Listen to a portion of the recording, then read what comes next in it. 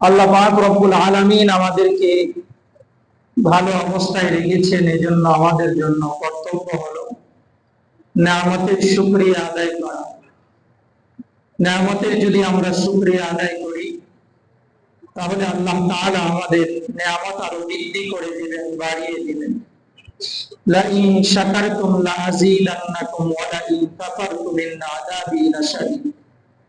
আর আল্লাহ তাআলার প্রাপ্ত নেয়ামত পেয়ে যদি আমরা নাশুকরি করি তাহলে আল্লাহ তাআলা আমাদেরকে বিভিন্ন আযাবের মধ্যে গ্রেফতার করবেন, আযাবের মধ্যে আমাদেরকে ঢেলে দিবেন। এজন্য সর্বহালতে যে অবস্থায় আমরা থাকি না কেন, সে অবস্থায় আল্লাহ তাআলার নেয়ামতের শুকরিয়া আদায় করা দরকার। যারা আমরা দুর্বল, গরীব, নেয়ামত মানে আমরা মনে করি যে অঢেল টাকা পয়সা, অনেক কিছু। বিষয়টি এমন নয়। একটা মানুষের জন্য প্রকৃত নেয়ামত হলো তার শারীরিক সুস্থতা। এজন্য রাসূল মাকবুল সাল্লাল্লাহু আলাইহি ওয়াসাল্লাম বলেন, পাঁচটি অবস্থা আসার আগে তোমরা পাঁচ বিষয়ের মূল্যায়ন করো। তার মধ্যে একটি হলো যখন তোমরা অসুস্থ থাকবা, অসুস্থ হওয়ার আগে তোমরা সুস্থতাকে কদর করবা, সুস্থতার মূল্যায়ন করো। সুস্থ অবস্থায় তোমরা বেশি থেকে বেশি ইবাদত বন্দেগী করবা। আল্লাহ তাআলা যে আমাদেরকে এই 3.5 হাত বডি দান করেছেন, এর মধ্যে কত নেয়ামত আল্লাহ তাআলা দিয়েছেন যদি আমরা হিসাব করতে থাকি, কল্পনা করতে থাকি, চিন্তা করতে থাকি, চিন্তা করতে পারবো, কল্পনা করতে পারবো, হিসাব করতে পারবো, কিন্তু এই নেয়ামতের হিসাব করে আমরা শেষ করতে পারবো। এজন্য আল্লাহ রাব্বুল আলামিন, আল্লাহ তাআলা কোরআনে হাকীমের মধ্যে বলেন, ওয়া ইন তাউদ্দু নি'মাতাল্লাহি লা তুহসুহা।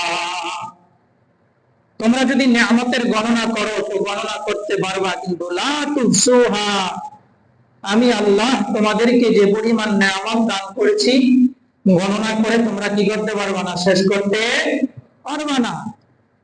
শুধুমাত্র বহির মধ্যেই আল্লাহ তাআলা যে নেয়ামত দান করেছে, চোখের মধ্যে আল্লাহ যে নেয়ামত দান করেছে, চোখের সামনে যখন লাল আসে বলে দিতে পারি লাল, সাদা আসলে বলে দিতে পারি সাদা, কালো আসলে বলে দিতে পারি কালো। একই বিছানার মধ্যে যদি কয়েক রকমের কালার থাকে, বিছানা যখন আমার সামনে আসে স্পষ্ট ভাবে আমি বলে দিতে পারি এর মধ্যে লাল, কালো, হলুদ, মেটে, গোলাপি বিভিন্ন আইটেমের কালার আছে। বলতে পারি কি পারি না? জোরে বলেন। আমরা স্পষ্ট ভাবে বলে দিতে পারি। এই চোখের মধ্যে যে আল্লাহ পাক রব্বুল আলামিন দৃষ্টি শক্তি দান করেছেন, বিজ্ঞান বলে প্রায় 4000-এর চাইতেও বেশি দৃষ্টি শক্তি আল্লাহ পাক রব্বুল আলামিন, রেটিনা শক্তি আল্লাহ তাআলা এই চোখের মধ্যে ফিট করে দিয়েছেন, যার মাধ্যমে চোখ একই সঙ্গে 4000-এর চাইতেও বেশি দৃশ্য সম্মিলিত কোন জিনিসকে সংরক্ষণ করে রাখতে পারবে। সুবহানাল্লাহ। তদ্রুপ যখন কানের সামনে আমার ভাই ডাক দেয় বলে দিতে পারি ভাইয়ের কণ্ঠ, বাবা ডাকলে বলে দিতে পারি ভাইয়ের বাবার কণ্ঠ, মা ডাকলে বলে দিতে পারি মায়ের কণ্ঠ। হাজার হাজার মানুষের মধ্য থেকে যদি আমার প্রিয় শিল্পীর গান আমার কাছে বেশি আসে, গজল বেশি আসে, ওয়াজ বেশি আসে, আমরা বলে দিতে পারি যে এটা অমুক শিল্পীর কণ্ঠ, অমুক বক্তার কণ্ঠ। বলতে পারি কি পারি না বলেন? এই কুদরত আল্লাহ তাআলা কানের মধ্যে ঢেলে দিয়েছে। বলে যে 3000-এর চাইতেও বেশি শ্রবণ শক্তি আল্লাহ কানের মধ্যে ফিট করে দিয়েছেন, যার মাধ্যমে কান একই সঙ্গে 3000-এর চাইতেও বেশি শব্দ সংরক্ষণ করে রাখতে পারবে। সুবহানাল্লাহ। জিহ্বার হিসাব করতে গেলে জিহ্বার মধ্যে আল্লাহ পাক রব্বুল আলামিন কত কুদরত ঢেলে দিয়েছে। বলে যে জিহ্বার মধ্যে যখন আমরা জাল দিব বলে দিবে যে এটা জাল, সংকেত দিয়ে দিবে। যখন আমরা এরকম ভাবে মিষ্টি দিব, জিহ্বা অটোমেটিক বলে দিবে যে এটা মিষ্টি। টক দিব বলে দিতে পারবে টক। আচারের মধ্যে ঝাল, টক, মিষ্টি বিভিন্ন আইটেম মিলাইয়া, স্বাদ মিলাইয়া তারপরে আচার তৈরি করা হয়। জিহ্বায় দিবে বলতে পারবে এর মধ্যে মিষ্টিও আছে, একটু টক জাতীয় আছে, আবার ঝালও আছে, সব কিছু এর মধ্যে মিশ্রিত রয়েছে। বলে যে আল্লাহ পাক রব্বুল আলামিন এই জিহ্বার মধ্যে 36,000-এর চাইতেও বেশি গ্যালাক্সি ফিট করে দিয়েছে, যার মাধ্যমে জিহ্বা একই সঙ্গে 36,000-এর চাইতেও বেশি স্বাদ গ্রহণ করতে পারবে। সুবহানাল্লাহ। এই সব নেয়ামতগুলো আল্লাহ পাক রব্বুল আলামিন আমাদেরকে দান করেছে ক্ষণিকের জন্য। আমরা এই নেয়ামতের যদি শুকরিয়া আদায় করি তাহলে হাসরের ময়দানে আল্লাহ পাক রব্বুল আলামিন এই নেয়ামত সম্পর্কে আর জিজ্ঞাসা করবেন না। আর যদি শুকরিয়া না আদায় করি তাহলে আল্লাহ তাআলার দরবারে অবশ্যই অবশ্যই আমাদেরকে জিজ্ঞাসিত হতে হবে। ইয়ামানাত চাঁদে রোজে নজদে মাস্তি আমানাত চাঁদে রোজে নজদে মাস্ত در حقیقت مالک ہر شئی خداست نعمت درا خردا اسیامی کنام نعمت از تو مند غیره میتنام। কবি বলেন যে এই যে সমস্ত আমানত গুলো এগুলো আমাদের ক্ষণিকের জন্য আল্লাহ পাক রব্বুল আলামিন সব অঙ্গ প্রত্যঙ্গ গুলো সব নিয়ামত গুলো আমানত স্বরূপ আমাদেরকে দান করেছে, কিন্তু এগুলোর প্রকৃত মালিক কে? জোরে বলেন আল্লাহ পাক রব্বুল আলামিন। যদি আমরা এই অঙ্গ প্রত্যঙ্গের সুষম এরকম ভাবে পরিচালনা না করতে পারি, তাহলে ঠিকমতো পরিচালনা যদি আমরা না করতে পারি, আল্লাহ তাআলার কাছে অবশ্যই অবশ্যই আমাদেরকে জিজ্ঞাসিত হতে হবে। ইন্নাস সামআ ওয়াল বাসারা ওয়াল ফুআদা কুল্লু উলাইকা কানা আনহু মাসউলা। নিশ্চয়ই তোমার চোখ, তোমার কান, তোমার নাক, তোমার জবান, তোমার হাত, সব অঙ্গ প্রত্যঙ্গ সম্পর্কে আল্লাহ তাআলার কাছে তোমাদেরকে জিজ্ঞাসিত হতে হবে। এমনকি হাত তোমাদের বিরুদ্ধে সাক্ষী দিবে, পা তোমাদের বিরুদ্ধে সাক্ষী দিবে, চোখ তোমাদের বিরুদ্ধে সাক্ষী দিবে। দুনিয়ার জমিনের মধ্যে মানুষ কথা বলে জবানের মাধ্যমে, আল্লাহ পাক রব্বুল আলামিন বলে ওই হাসরের কঠিন মুসিবতে আমি আল্লাহ জবানটাকে তালাবদ্ধ করে দিব, জবানটাকে এরকম ভাবে আটকে দিব। আল ইয়াউমা নাখতিমু আলা আফওয়াহিহিম ওয়া তুকাল্লিমুনা আইদিহিম ওয়া তাশহাদু আরজুলুহুম বিমা কানু ইয়াকসিবুন। আল্লাহ বলে ওই হাসরের ময়দানে আমি তোমাদের জবানটাকে তালাবদ্ধ করে দিব, আটকে দিব। তোমাদের হাত তোমার বিরুদ্ধে কথা বলবে, পা তোমার বিরুদ্ধে কথা বলবে, সব অঙ্গ প্রত্যঙ্গ তোমার বিরুদ্ধে সাক্ষী দিতে থাকবে। হাত্তা ইযা মা জাউহা শাহিদা আলাইহিম সামউহুম ওয়া আবসারুহুম ওয়া জুলুদুহুম বিমা কানু ইয়ামালুন। মানুষের হাত যখন তার বিরুদ্ধে সাক্ষী দিবে, পা যখন তার বিরুদ্ধে সাক্ষী দিবে, সব অঙ্গ প্রত্যঙ্গ গুলো সাক্ষী দিতে দিতে এক পর্যায়ে মানুষের শরীরে অবস্থিত চামড়া, এই চামড়া পর্যন্ত মানুষের বিরুদ্ধে যখন সাক্ষী দিবে, মানুষটা হতভম্ব হয়ে আল্লাহ তাআলার দরবারে দাঁড়িয়ে চামড়ার বিরুদ্ধে বলবে, ওরে চামড়া, ওয়াকালু লিজুলুদিহিম লিমা শাহিদতুম আলাইনা, তোমাকে দুনিয়ার জমিনের মধ্যে কত মহব্বত করেছি, ভালোবেসেছি, সামান্য আঘাতপ্রাপ্ত হওয়ার সঙ্গে সঙ্গে আমি ওই ক্ষত স্থানে ট্রিটমেন্ট করার জন্য ডাক্তারের কাছে যাইতাম, মলম ব্যবহার করতাম, সেভলম ব্যবহার করতাম, বিভিন্ন প্রকারের এরকম ভাবে ট্রিটমেন্ট আমি গ্রহণ করতাম। আজকে তুমিও আমার বিরুদ্ধে সাক্ষী দিতেছো, লিমা শাহিদতুম আলাইনা। আমাদের সবচাইতে কাছের হলো আমাদের চামড়া, আমরা দেখতে পারি শরীরের সাথে ওতপ্রোতভাবে লেগে আছে, একদম লেগে আছে। তো চামড়া আমাদেরকে, চামড়া যখন আমাদের বিরুদ্ধে সাক্ষী দিবে যে আল্লাহ এই বান্দা আমাকে যেভাবে পরিচালনা করার দরকার ছিল সেভাবে পরিচালনা আমাকে করে নাই, তোমার বিরুদ্ধে যখন এই চামড়া সাক্ষী দিবে, তখন তুমি হতভম্ব হয়ে এরকম ভাবে আশ্চর্যের সঙ্গে তুমি প্রশ্ন করতে থাকবা, লিমা শাহিদতুম আলাইনা, আমার বিরুদ্ধে তুমি সাক্ষী দিতেছো। চামড়া তখন আবার পাল্টা জবাব দিবে, ক্বালু আনতাকানাল্লাহুল্লাযী আনতাকা কুল্লা শাই ওয়া হুয়া খালাকাকুম আউওয়ালা মাররা ওয়া ইলাইহি তুরজাউন।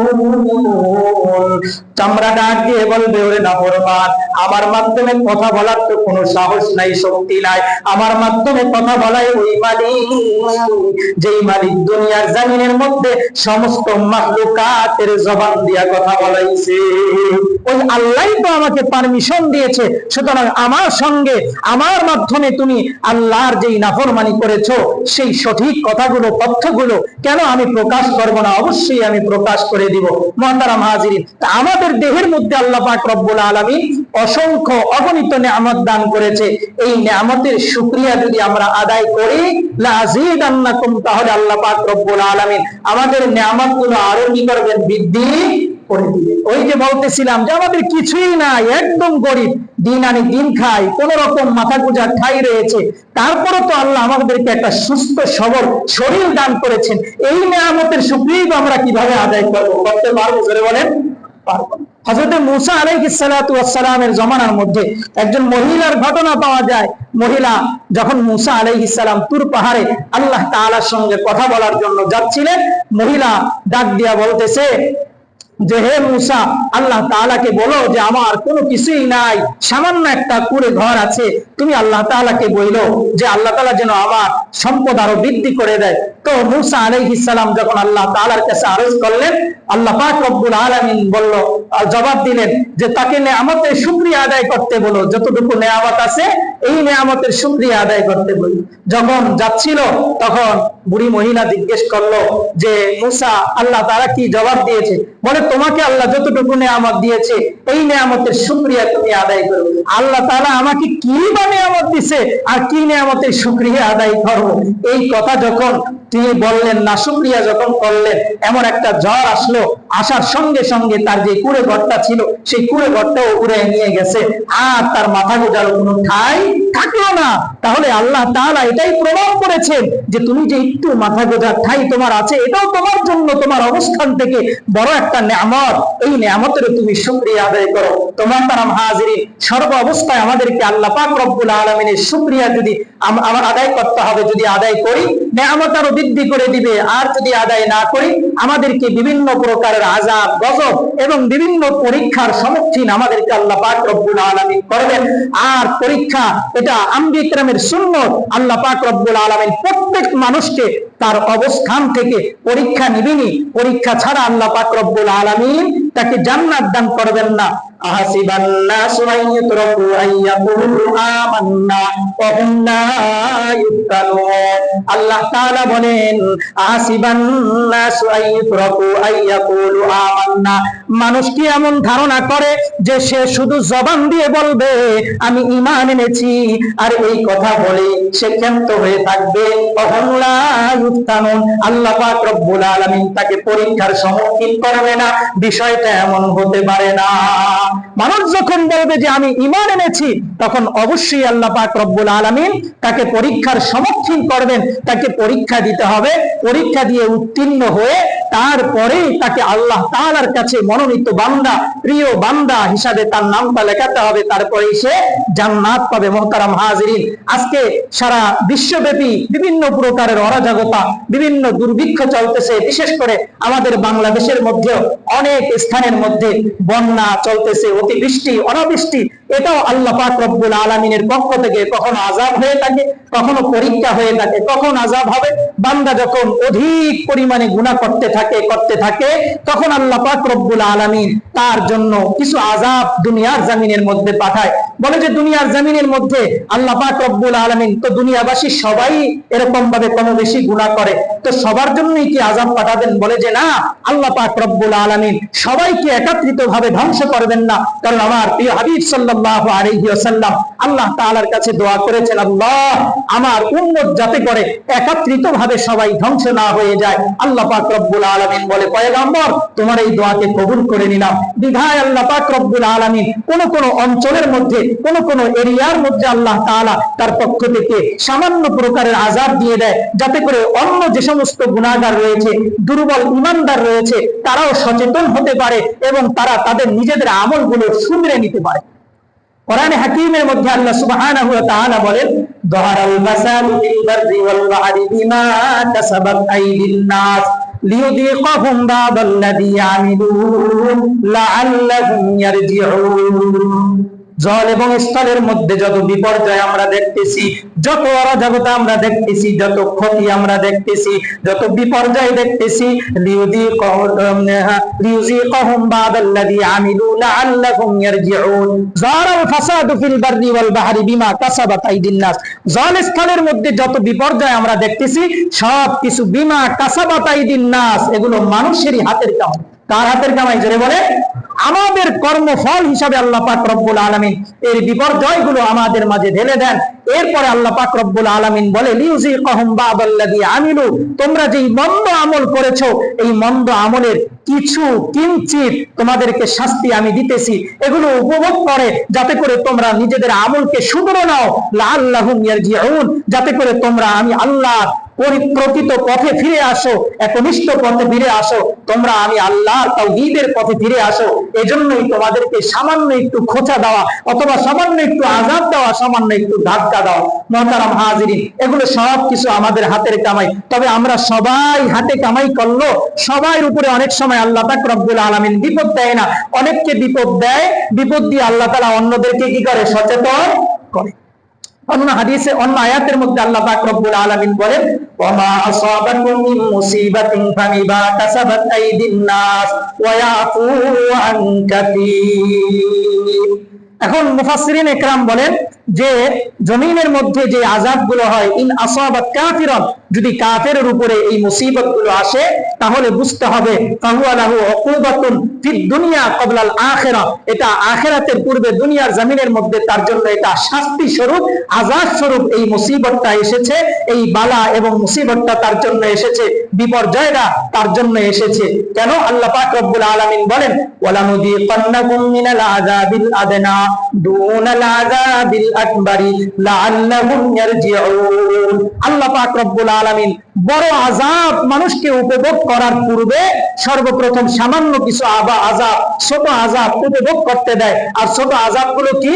আহুয়া মাসাইবুন ফিদ দুনিয়া, দুনিয়ার জমিনের মধ্যে বিভিন্ন প্রকারের মুসিবত দিয়ে দেয়। ওয়া আফাতুহা ওয়া আসকামুহা, এবং বিভিন্ন প্রকারের দুর্ভিক্ষ, বিভিন্ন বিপদ বালা মুসিবতের ভিতরে বান্দাকে ঢেলে দেয়। এটা হলো দুনিয়ার সামান্যতম আযাব। আর এই আযাবটা আল্লাহ পাক রব্বুল আলামিন সাধারণত কাফের, মুশরিক, যারা আল্লাহ তাআলার অবাধ্য তাদেরকে দিয়ে থাকে। আর যদি কোনো মুসিবত কোনো মুমিন যারা গুনাহগার, ইন আসাবাত মুমিনান আসিয়ান, কোনো মুমিন ব্যক্তির কাছে আসে, যে ব্যক্তি গুনাহগার সে ব্যক্তির কাছে যদি আসে, তাহলে বুঝতে হবে আল্লাহ পাক রব্বুল আলামিন লিতাকফির সাইয়্যাতিহি, তার যে গুনাহগুলো আছে এই গুনাহগুলো মাফ করার জন্য আল্লাহ পাক রব্বুল আলামিন তাকে এই মুসিবতের ভিতরে ফেলে দিয়েছেন। সুতরাং অধিক বৃষ্টি, অনাবৃষ্টি, অতিবৃষ্টি, অনাবৃষ্টি, বিভিন্ন বিপর্যয় যদি মুমিনের উপরে আছে, বুঝে নিতে হবে এটা আল্লাহ পাক রব্বুল আলামিন তার যে গুনাহ আমলনামার মধ্যে আছে, এই আমলনামার গুনাহগুলো মাফ করে তাকে আল্লাহ প্রিয় বান্দাতে পরিণত করার জন্য আল্লাহ পাক রব্বুল আলামিন এই মুসিবত তার উপরে ঢেলে দিয়েছে। এজন্য 3 নম্বরে যদি কোনো ব্যক্তি এরকম হয়, যেরকম হাদিসে কোনো ব্যক্তি যদি এরকম হয় যে ব্যক্তি মুমিন এবং সালেহ আমলদার ব্যক্তি, তার কোনো গুনাহ এরকম ভাবে বাহ্যিক দৃষ্টিতে নাই, তাহলে সেটা কি হবে? বলে যে লিরাফি দারাজাতিহি, তার মাকাম যাতে করে আল্লাহ পাক রব্বুল আলামিনের কাছে আরো বৃদ্ধি হয়, বড় হয়, সে যেন উচ্চ মাকামে জান্নাতে আসীন হতে পারে।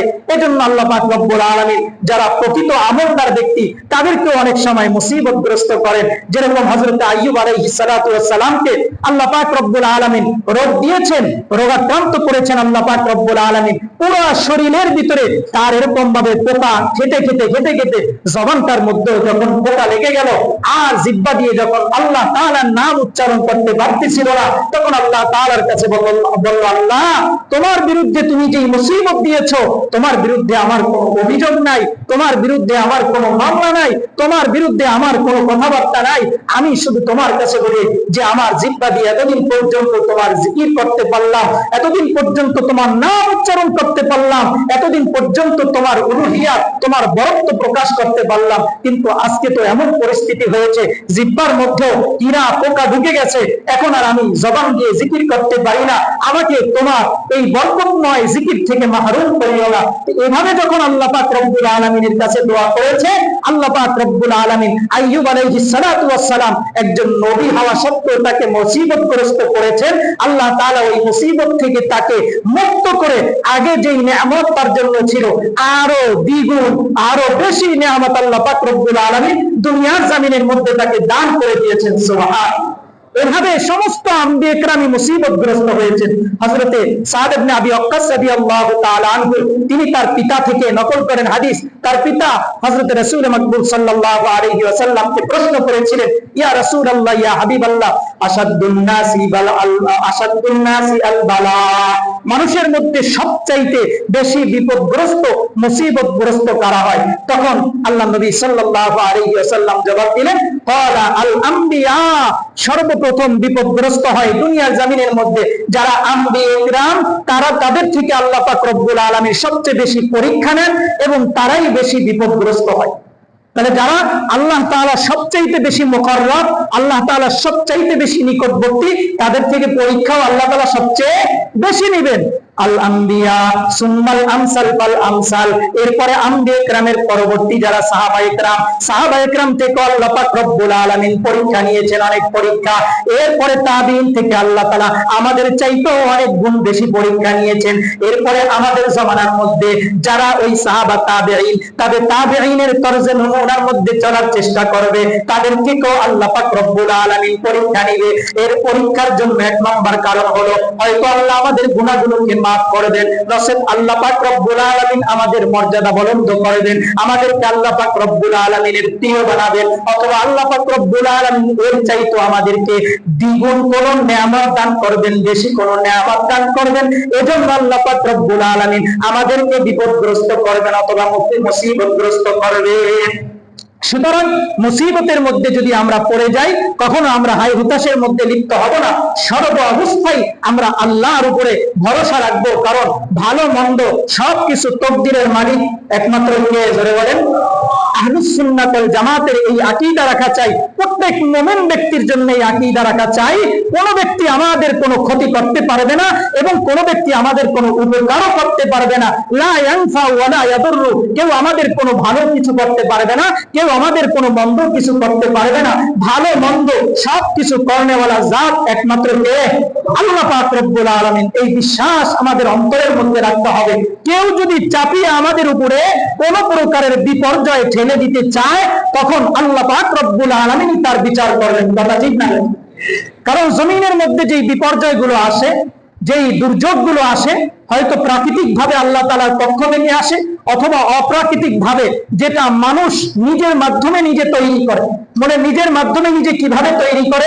যেমন একটা পাঁচতলা বিল্ডিং এর মালিক, সে পাঁচতলার মধ্যে বসবাস করতেছে, আর তার পাশেই একটা কুড়ে ঘর, একটা জীর্ণ শীর্ণ মানুষ কুড়ে ঘর তৈরি করে সে বসবাস করতেছে। ওই পাঁচতলা বিল্ডিং এর মালিক, সে তার অধিকার থাকতে পারে উপর থেকে পানি নিচের দিকে ফেলে দেওয়া, তার উপরে পানির ট্যাঙ্কি আছে, সেখান থেকে সে পানি ঢেলে দিবে। কিন্তু পানি যদি ঢেলে দেয় কারো জমিনের মধ্যে পানি ঢালতে হলে তাকে আগে সচেতন করতে হবে যে তোমার এই জমিনের মধ্যে আমি পানি ঢালতেছি, তোমার এই জমিনের মধ্যে আমি পানি ছাড়তেছি।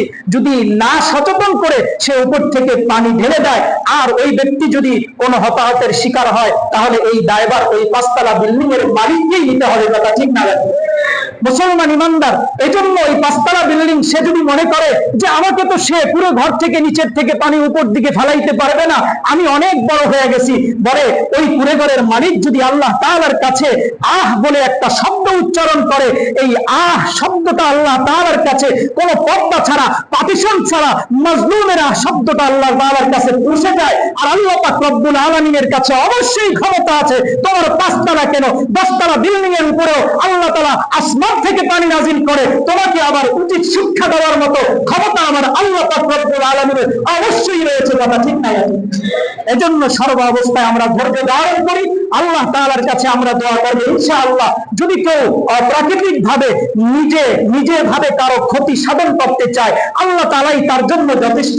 আল্লাহ পাক রব্বুল আলামিন আমাদের জন্য যথেষ্ট ইনশাআল্লাহ। আমরা আল্লাহ তাআলাকে সর্ব অবস্থায় অভিভাবক মেনে আল্লাহর কাছে বেশি থেকে বেশি দোয়া করব। যে সমস্ত ভাইয়েরা আক্রান্ত হয়েছে বন্যায়, তাদের জন্য আমরা খাস ভাবে দোয়া করব। আমরা আমাদের অবস্থান থেকে এরকম ভাবে তাদের জন্য বিশেষ ভাবে দোয়া করব, আল্লাহ তাআলা যেন তাদেরকে এই প্রতিকূল অবস্থার মধ্যে ধৈর্য ধারণ করার তৌফিক দান করে। এই দোয়া করতে পারবো তো ইনশাআল্লাহ? আমাদের উপরেও যদি কোনো মুসিবত আসে, ইনশাআল্লাহ আমরাও ইনশাআল্লাহ কি করব? ধৈর্য ধারণ করব। এমন যাতে না হয় যে আমাদের অন্য ভাইদের হয়েছে তা আমাদের তো হয় নাই, তা আমরা নিরিবিরি আসি, এরকম যাতে না হয়। মুসলমান তো তাকেই বলা হয় ইস্তাকা আইনুহু ইস্তাকা কুল্লুহু। মুসলমান এক প্রান্তে মাশরিক থেকে মাগরিব, দক্ষিণ থেকে পূর্ব থেকে পশ্চিম, পূর্ব প্রান্তে যদি একজন মুসলমান আক্রান্ত হয়, পশ্চিম প্রান্তে যে সমস্ত মুসলমানরা বসবাস করে সেই মুসলমানরাও আক্রান্ত হয়ে যাবে। ওই মুসলমানের ব্যথায় তাদেরকেও ব্যথিত হতে হবে। এদেরকে আমাদেরকেই একেই প্রকৃত মুসলমান বলা হয়। যদি আমি অন্যের ব্যথায় ব্যথিত না হই, তাহলে আমাকে প্রকৃত মুসলমান বলা হবে না। এজন্য যে সকল মুসলমানরা যেখানেই বিপদগ্রস্ত হয়, আমরা খাসভাবে তাদের জন্য দোয়া করব, আমাদের সাধ্য অনুযায়ী আমরা তাদের সাহায্য সহযোগিতা করার চেষ্টা করব। আল্লাহ পাক রব্বুল আলামিন আমাদের সকলকে বেশির থেকে বেশি বিপদে ধৈর্য ধারণ করার এবং দোয়া এবং গুনাহ মুক্ত জীবন যাপন করার তৌফিক দান করুন। সকলে বলে আমিন।